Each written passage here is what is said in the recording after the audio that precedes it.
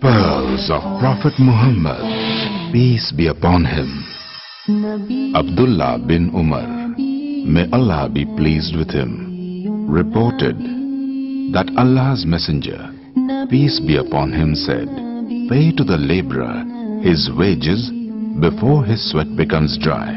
Sunan Ibn Majah, Volume 3, Book of Mortgages, Chapter 4, Hadith number 2443, narrated on the authority of Jabir bin Abdullah, may Allah be pleased with him, that Allah's Messenger, peace be upon him, said, "He who shows no mercy to the people, Allah, the Exalted and Glorious, does not show mercy to him." Sahih Muslim, Volume 4, Book of Virtues and Good Manners, Chapter 966, Hadith number 5737.